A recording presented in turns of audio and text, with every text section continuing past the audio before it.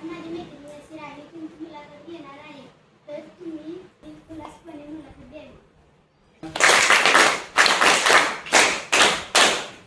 तुमचं नाव काय आहे? माझं नाव ज्योती प्रकाश कापसे. तुमचे शिक्षण किती झाले आहे?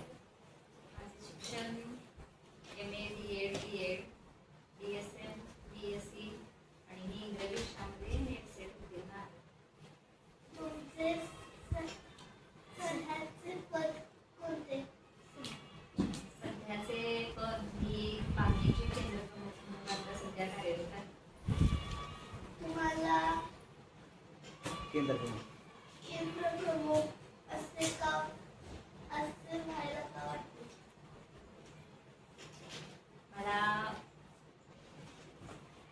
अधिकारी व्हावं असं खूप वाटतं आणि त्यासाठी मी प्रयत्न करत राहते आणि त्यामुळेच मी केंद्र प्रमुखची भरती परीक्षा पण दिली होती आणि त्यातून मला ही केंद्र प्रमुख होण्याची संधी मिळाली आणि मला असं वाटतं की माझ्याकडे एक गुण आहे की मी आमच्या केंद्रासाठी काहीतरी करू शकेन म्हणून मला केंद्र प्रमुख व्हावशी इच्छा होती आणि आता मी सध्या केंद्र प्रमुख म्हणून कार्यरत आहे.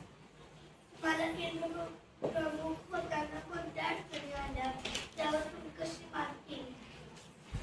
मी सध्या केंद्र प्रमुख पदावर 1 महिना झाले रुजू झाले.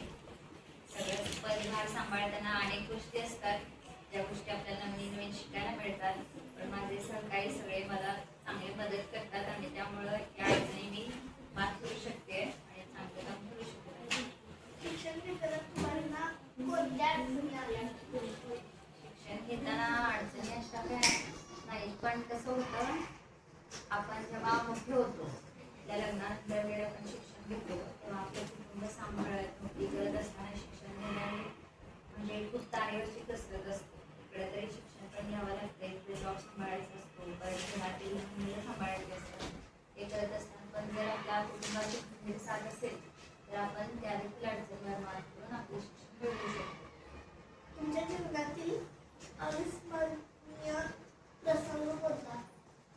माझ्या जीवनातील अविस्मरणीय शिक्षण म्हणायला गेलं तर मी जेव्हा पहिल्यांदा शिक्षिका म्हणून रुजू झाले तो क्षण कारण मला सुरुवातीपासूनच शिक्षिका व्हायचं स्वप्न मी बघितलं होतं आणि तेव्हा 2019ला पवित्र पोर्टलमधून आमची भरती झाली आणि मी जेव्हा रुजू झाल्याचा रिझल्ट आला तेव्हा मी खरोखरच खूप आनंदी होते आणि तो क्षण माझ्यासाठी अविस्मरणीय होता. तुमचा आवडता छंद कोणता? वाचन. मला वाचन करायला आवडतं आणि मी आतापर्यंत म्हणजे भरपूर पुस्तकं वाचली आणि वाचत असते.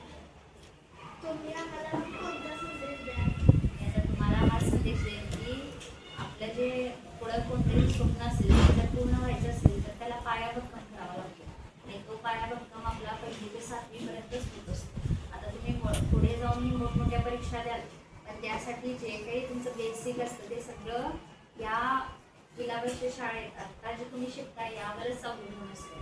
त्यामुळे आत्ता जे काही तुम्ही शिकताय अगदी मन लावून शिका. काही शंका असू देत आत्ताच क्लिअर करून घ्या कारण तुमचा आत्ता जर पाया भक्कम झाला तर त्यावर किती उंच इमारत तुम्ही उभी करू शकता म्हणजे कितीही शिक्षण तुम्ही घेऊ शकता.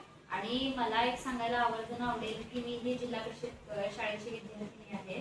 आपल्या जिल्हा परिषद शाळेत जसं शिक्षण मिळतं तसं कुठंच मिळू शकणार नाही. त्यामुळे तुम्ही खूप लकी आहात की तुम्ही जिल्हा परिषद शाळेत शिकताय आणि असे शिक्षक तुम्हाला लाभले आहेत तर त्याचं तुम्ही समोर खूप खूप शिकावं हीच माझी मनापासून इच्छा आहे. आभार.